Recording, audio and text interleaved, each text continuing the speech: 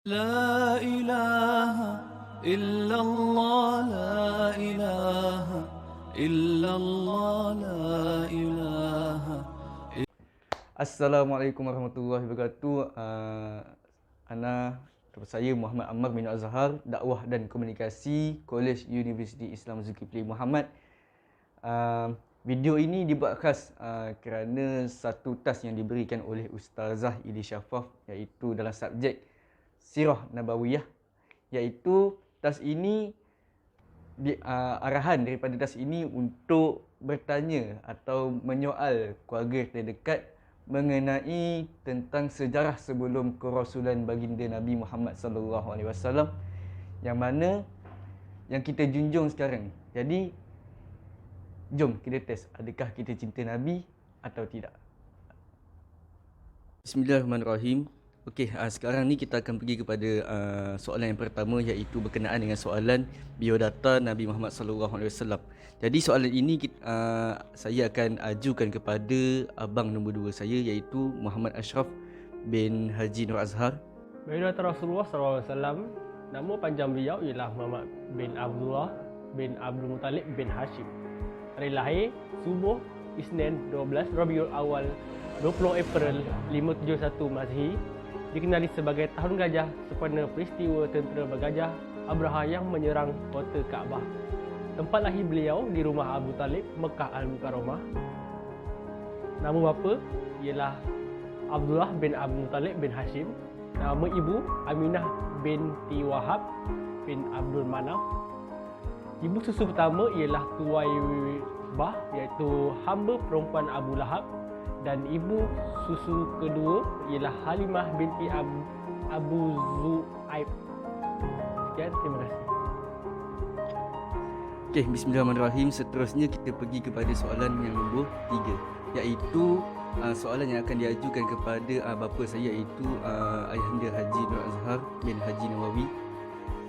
Soalan ini soalan yang ketiga, iaitu sejarah ataupun sirah bagaimanakah proses penurunan wahyu yang pertama kepada Nabi kita Nabi Muhammad sallallahu alaihi wasallam.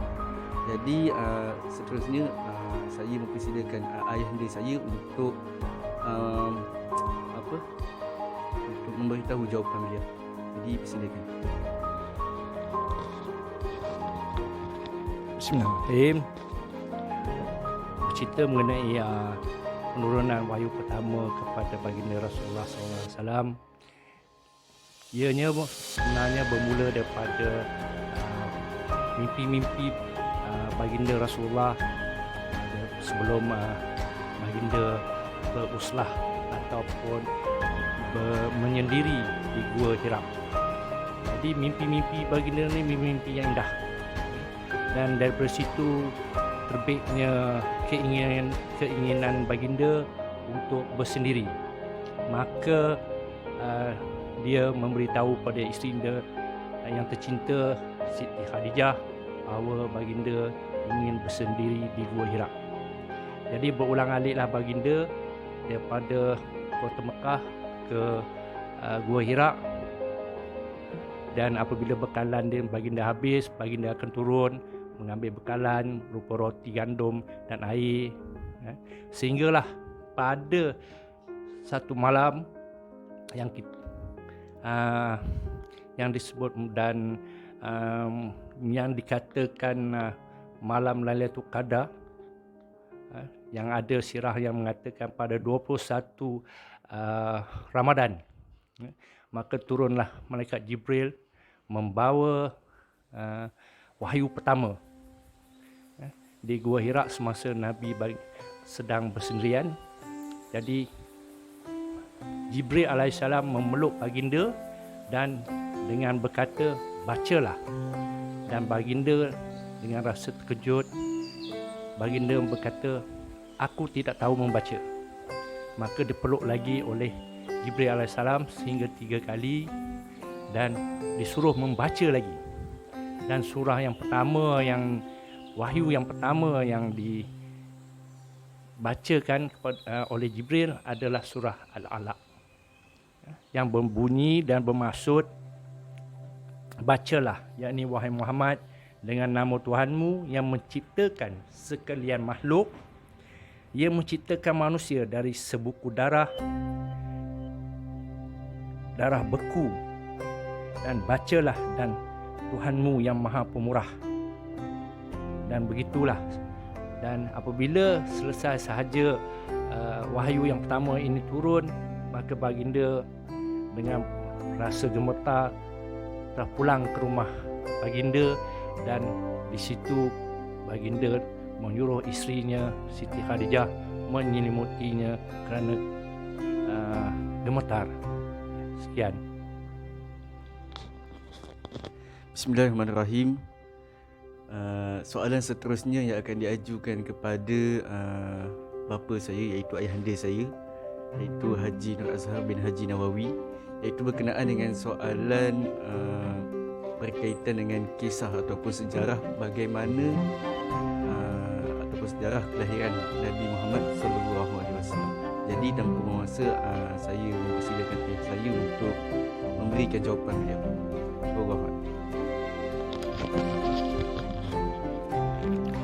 Bismillahirrahmanirrahim. Assalamualaikum warahmatullahi wabarakatuh. Bila kita bercerita mengenai detik-detik kelahiran Nabi Muhammad SAW, banyak ulama-ulama mengulas dengan dalam kitab-kitab mengatakan dan bersepakat pada hari Isnin tanggal 12 Rabiul Awal tahun Gajah bersamaan dengan 22 April 575 Masihi. Jadi berkenaan dengan kelahiran Nabi Muhammad SAW ini, sebelum kelahiran dia terjadi banyak peristiwa-peristiwa ataupun keajaiban-keajaiban yang berlaku. Salah satunya dengan keadaan langit yang terang benderang, bercahaya dan sebagainya. Okey, di sini kita bercerita mengenai detik-detik, saat-saat ataupun saat-saat kelahiran baginda Rasulullah SAW. Di saat ibunda Nabi SAW, di saat untuk melahirkannya, maka pada malam itu Siti Aminah, Sayyidina Aminah tinggal berseorangan di dalam rumah kerana pada malam itu Abdul Muttalib, yakni kakek Rasulullah, bertawaf di Kaabah untuk bermunajat, sementara Sayyidina Aminah bersendirian di rumah. Jadi timbul kegusaran dan kegelisahan ibunda baginda Rasulullah SAW kerana tinggal berseorangan. Jadi ditakdirkan Allah mengutus 4 orang wanita untuk menemani Sayyidina Aminah di saat-saat kelahiran baginda. Wanita yang pertama yang diutuskan adalah isteri kepada Nabi Adam AS, iaitu Siti Hawa, dan yang kedua adalah Sarah, isteri kepada Nabi Ibrahim, dan yang ketiga adalah Aisyah binti Muzahim, dan yang keempat sekali adalah Maryam binti Imran, ibunda Nabi Isa AS. Mereka inilah yang menemani ibunda Rasulullah SAW sehingga dilahirkan. Di saat kelahirannya, maka dikatakan terpadamlah api likuid Majusi yang berusia ratusan tahun, ribuan tahun, terpadam dengan serta-merta, dan begitu juga banyak turunnya para malaikat untuk membuka seluas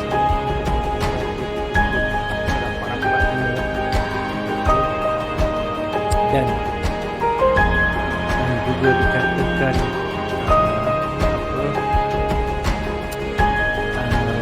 ada suatu sungai yang kering kontak disebabkan ada kelahiran baginda ni Rasulullah SAW, dan banyak lagi keajaiban ataupun tanda-tanda kebesaran Nabi Muhammad SAW apabila baginda dilahirkan.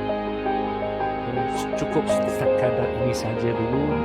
Nanti kita berjumpa lagi insya-Allah. Okey, bismillahirrahmanirrahim.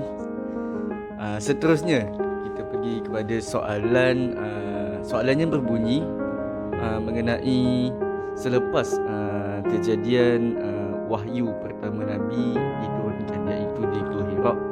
Jadi soalan saya kepada ibunda saya, iaitu Hajjah Nur Sahidah binti Abdul Karim. Soalannya berbunyi mengenai siapakah yang menyelimuti Nabi Muhammad SAW ketika Nabi menerima wahyu yang pertama. Jadi ibunda saya boleh tak menceritakan sikit siapakah gerangannya dan kisah ataupun sejarah ringkas berkenaan dengan siapakah yang menyelimuti Nabi. Jadi saya mempersilakan ibunda saya untuk menjawab. Bismillahirrahmanirrahim. Setelah Rasulullah menerima wahyu dari Jibril di Gua Hira, dengan perasaan takut dan gemetar, baginda turun dari Gua Hira, berlari ke rumahnya, bertemu dengan isteri tercintanya Sayyidatina Khadijah. Baginda menyuruh isterinya menyelimutinya. Selimutkan aku. Lalu Sayyidina Khadijah menyelimuti baginda sehingga hilang keresahannya. Kemudian baginda menceritakan apa yang terjadi pada dirinya, dan baginda berkata kepada isterinya, dia bimbang sesuatu yang tidak baik akan berlaku pada dirinya. Sebagai seorang isteri yang hebat, Sayyidina Khadijah menenangkan suaminya dan memberi kata-kata semangat buat suaminya. Tidak sekali-sekali Allah akan mensia-siakan Rasulullah, kerana Nabi adalah seorang yang penyayang, selalu menjalinkan silaturahim, menanggung beban orang yang susah, membantu perkara-perkara kebaikan, menolong orang-orang fakir, memuliakan tetamu. Sebagaimana kita tahu, isteri Nabi Sayyidina Khadijah adalah seorang yang hebat, seorang yang kaya raya, dan sanggup menghabiskan segala harta bendanya membantu suaminya berdakwah ke jalan Allah. Beliau juga adalah orang yang pertama beriman kepada Allah Subhanahu Wa Taala. Begitulah hebatnya isteri kesayangan Nabi Sayyidatina Siti Khadijah. Sekian, terima kasih. Bismillahirrahmanirrahim. Okey, ini adalah soalan yang terakhir, yang mana soalan ni tidak diajukan kepada keluarga, kerana bilangan keluarga tidak mencukupi dan mereka ada urusan yang lain. Jadi soalan yang terakhir ini adalah yang mana soalan selepas peristiwa kelahiran Nabi, iaitu soalannya berbunyi mengenai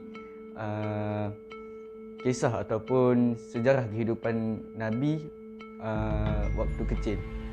Jadi soalan ini berkaitan dengan tanda-tanda kenabian dan bukti-bukti kerasulan Nabi Muhammad SAW.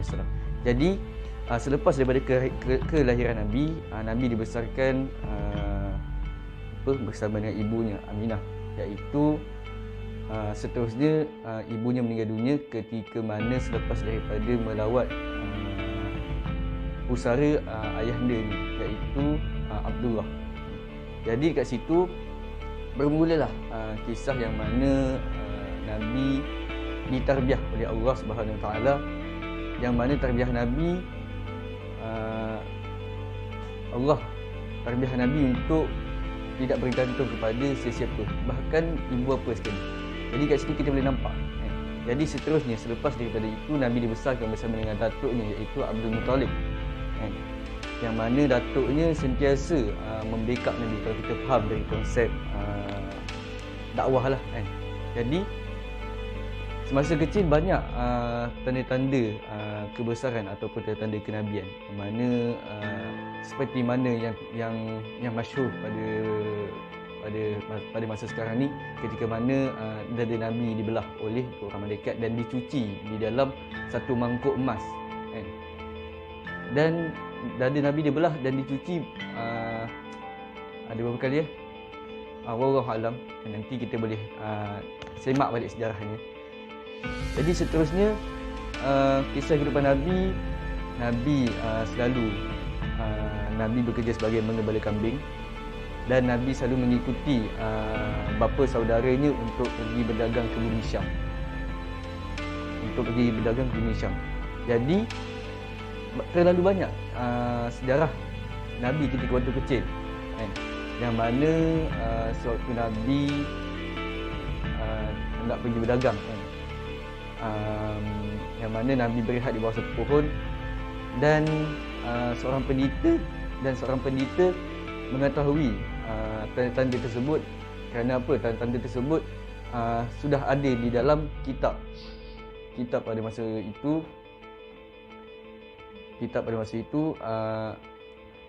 dan pendeta itu tahu, yang datang ke bumi Syam ini adalah seorang yang akan menjadi rasul. Jadi kat situ kita boleh nampak, Nabi daripada kecil dijaga oleh Allah sampailah beliau wafat. Jadi terlalu banyak kisah Nabi di dalam Quran, di dalam sirah, di dalam hadis. Jadi kita sebagai umat baginda Rasulullah SAW perlulah mengkaji sejarah Nabi, walaupun kita sedang sibuk dengan kehidupan dunia. Jadi itu adalah salah satu benda yang penting, kan? Kenapa? Kita mengaku cinta Nabi, kan? Tetapi kita tak kenal Nabi lebih mendalam. Bahkan ahli keluarga Nabi, bahkan sejarah-sejarah kerasulan Nabi, sejarah kehidupan Nabi yang terang ada di dalam Al-Quran dan As-Sunnah, bahkan telah diterangkan oleh ulama'-ulama'. Jadi kat sini itu saja daripada saya, wallahu alam. Okey, itu saja daripada video mengenai tas subjek Sirah Nabawiyah, yang tadi saya telah bertanya kepada family saya, iaitu keluarga saya. Jadi itu saja daripada sini. Kalau ada kesilapan ataupun tersilap kata di dalam seluruh video ini, jadi anda semua boleh tegurlah kami secara direct. Jadi wallahu alam, jumpa lagi. Assalamualaikum warahmatullahi wabarakatuh.